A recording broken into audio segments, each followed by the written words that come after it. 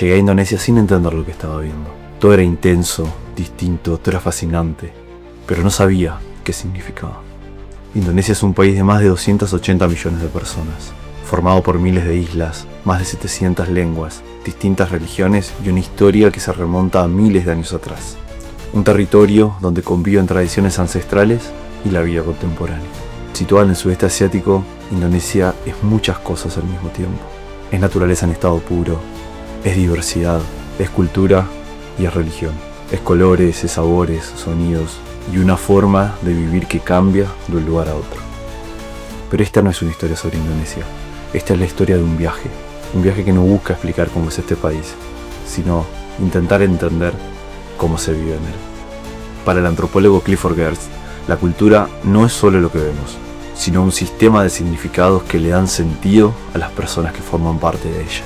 No se trata solo de lo visible, sino también de lo cotidiano y de lo que no se puede ver, de cómo se cree, de cómo se vive, de cómo se comparte y también de cómo se entiende el mundo. A partir de ahí surgen algunas preguntas. ¿Cómo viven? ¿Cómo entienden el mundo?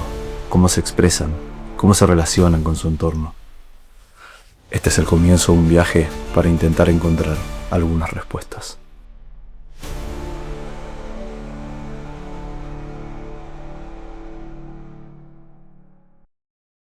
Caminando entre templos y mezquitas, empecé a entender que muchas de las cosas que veía nacían de algo invisible. Las creencias, los rituales, las distintas formas de ver el mundo.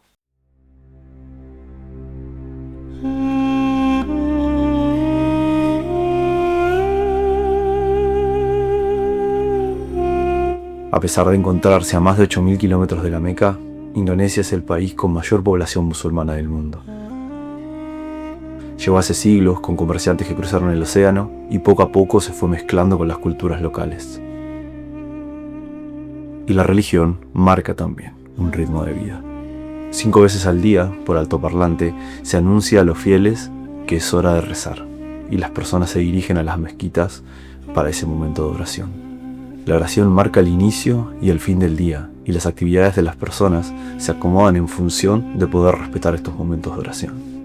Lo que se esté haciendo se deja de lado, pues es hora del encuentro con la fe.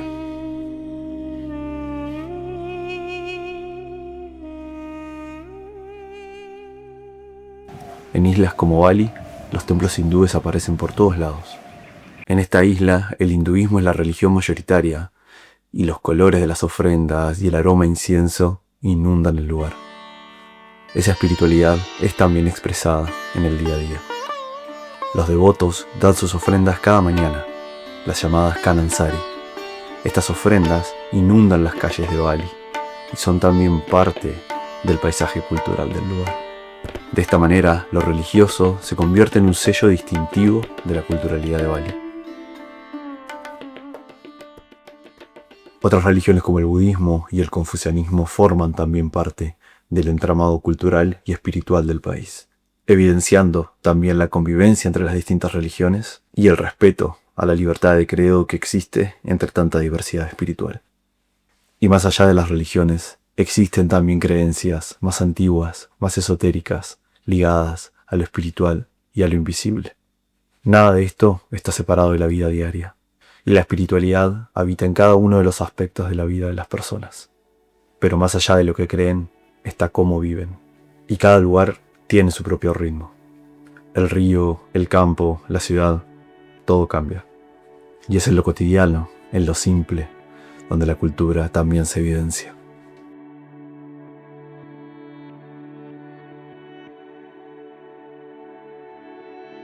En las orillas del río Musi, en la isla de Sumatra, hay comunidades enteras que viven sobre el agua.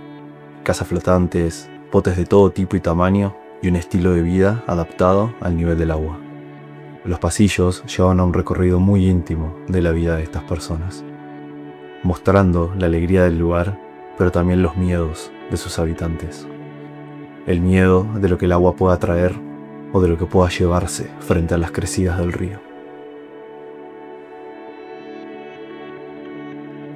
Pero en medio de esa incertidumbre también hay algo que prevalece: la resiliencia, la forma de relacionarse y la esperanza de salir a flote cada día.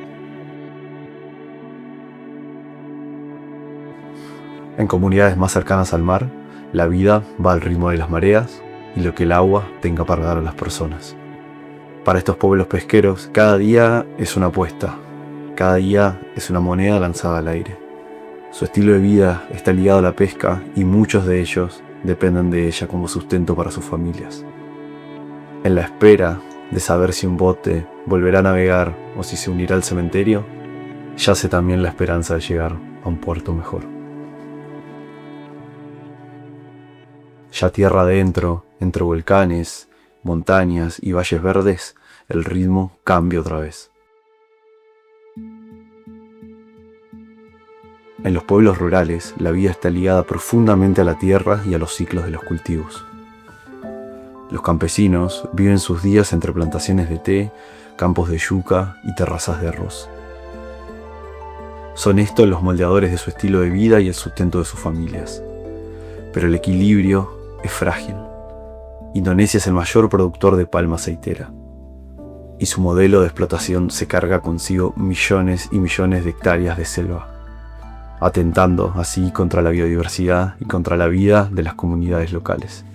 Pero frente a este panorama, hay quienes también deciden elegir una forma distinta de relacionarse con la tierra y con las personas, quienes prefieren cuidar, regenerar y compartir, llevando en su día a día una filosofía tan simple como no destruir el mundo que habitamos. Mientras tanto, en las ciudades, todo se acelera.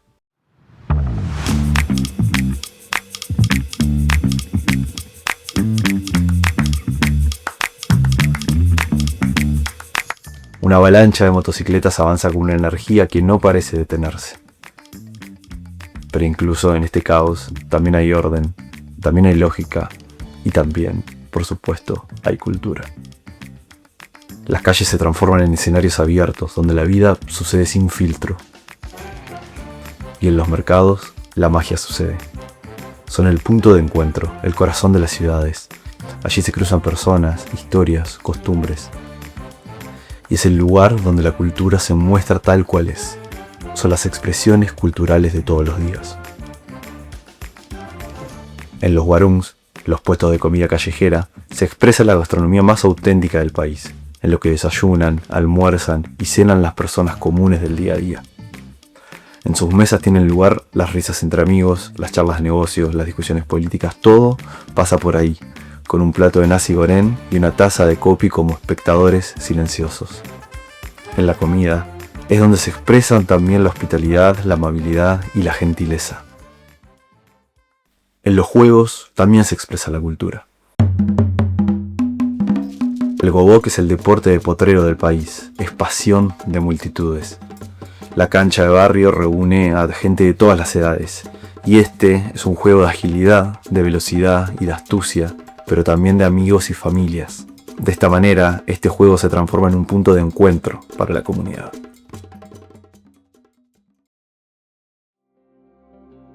Y las tradiciones, aquellas que se resisten al paso del tiempo, se expresan a través de los artesanos que replican los mismos métodos que sus ancestros les enseñaron.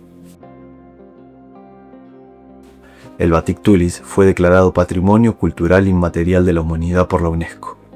Es la forma más tradicional, laboriosa y artística de hacer batik, que es básicamente dibujar completamente a mano sobre la tela.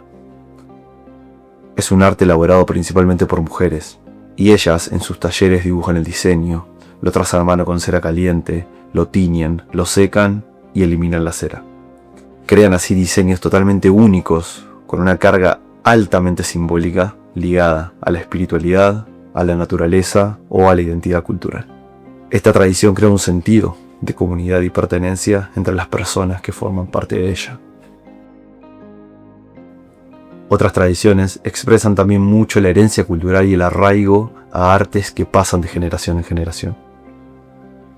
En los talleres de Yogyakarta, los artesanos aún pulen la plata a mano, trabajan con las mismas herramientas que sus ancestros y mantienen vivo un arte que se lleva en la sangre, que los identifica, que les permite expresar cientos de años de historias y conocimientos en una sola pieza de plata.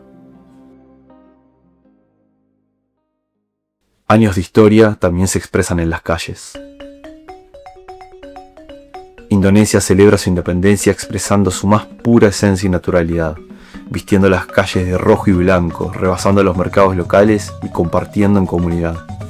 Si tuviera solo un día para poder entender la cultura indonesia, elegiría el 17 de agosto, su día de independencia. En estos festejos la cultura se hace carne y refleja la identidad cultural de su pueblo. Pero acá la vida no está desconectada del entorno, sino que forma parte de él. Nada de esto existe separado de la naturaleza.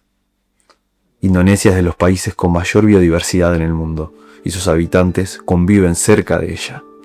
Sumatra es uno de los ecosistemas más grandes del mundo.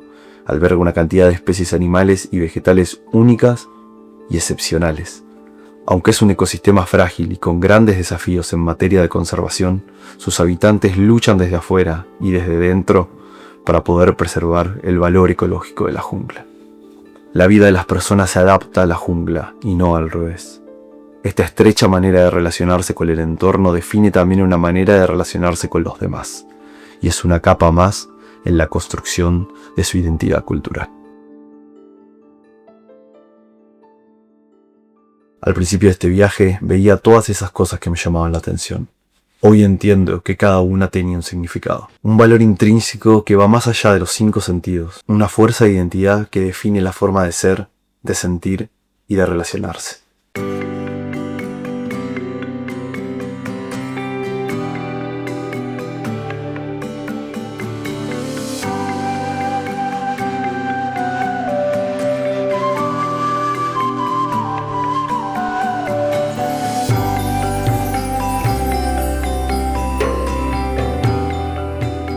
Indonesia me permitió una inmersión cultural única y fascinante. Me brindó toda su hospitalidad y amabilidad, me mostró su lado más auténtico y así entender más sobre su cultura.